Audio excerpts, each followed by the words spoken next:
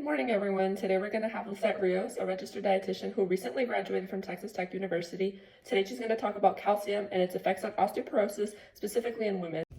Hi everyone, as Liz mentioned, my name is Lisette and it's great to be here. Lisette, could you start off by explaining why calcium is so important? Absolutely, Liz. So let's talk a little bit about calcium. So calcium is essential for maintaining strong bones. And as women or women post-menopause, they're going to be at a higher risk for osteoporosis. And this is because our estrogen levels are dropping, which is going to accelerate bone loss. Now, that's why it's so important to have an adequate calcium intake, because it's going to help maintain bone density and it's going to reduce bone loss. That makes a lot of sense. So with calcium, how much should we be intaking? And throughout a woman's life, does that change? That's a great question. So actually, the amount of calcium that we're consuming does change. The average adult needs anywhere from 1,000 to 1,500 milligrams of calcium daily. However, when you're a child or when you're a teenager, you only need about 900 or 1,000 milligrams of calcium. But when it comes to women, this varies. So women aged 26 to 60, they should consume about 1,200 milligrams daily, because as women are aging, their bodies are not absorbing calcium as effectively as it was before. So where can we find calcium? What foods are there, or is there anything specific that we should be consuming so we can have that calcium intake? Absolutely. There are so many products out there that are good sources of calcium, and you're probably going to have them in your fridge. So let's start off talking about the most common ones. These are going to be your dairy products.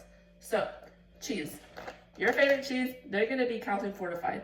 So this is the one I have in my fridge. We're going to talk about mozzarella, a good source of calcium. Now, another really good one, yogurt. These are two of my favorite. They're the Chobani's, and they come in different flavors. So you get to pick and choose based on your preference, but yogurt is a great source of calcium. Now, milk. So, obviously there are different types of milk, and this is left up to preference, but milk is such a good source of calcium.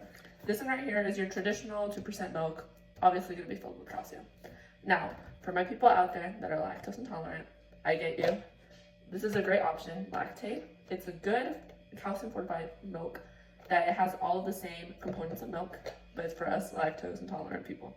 Now, other options that you're going to have are your leafy greens. That's going to include kale and broccoli. Thank you. I'm sure most of us have that in our fridge right now. So what about supplements? When should we consider taking them, or are they necessary? Supplements may actually be necessary, but it's important to consider your circumstances before choosing whether or not you're going to be taking a calcium supplementation. So you should consider it if you're having trouble getting enough calcium from your food, like the products I mentioned before, or you are a woman post-menopause, so you're already struggling with absorbing calcium, or if you have some form of lactose intolerance or other condition that affects how you're absorbing calcium. So what's most important here is understanding that you're making sure that you're consuming enough calcium, and whether you're not getting it from your diet, you might have to consider that supplementation. However, it's super important not to overdo it with the calcium supplementation, because that could bring other health risks, including kidney stones. Thank you. And other than calcium, is there any other supplement we should be worrying about or thinking about in order to prevent osteoporosis? Definitely. So some calcium supplements are actually coming with these nutrients, magnesium and vitamin D. Now what these do is that they help you better use the calcium and better absorb it. Thank you, Lisette. So now to close out our interview, is there any last minute tips that you would give us women to keep our bones healthy?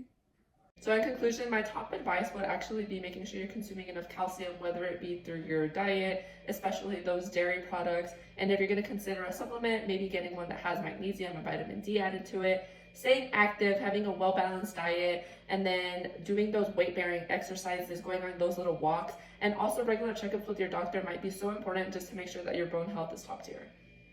Thank you for sharing with us, Lisette. We hope to have you again soon. It was my pleasure, Liz. Thank you so much for having me. I look forward to it.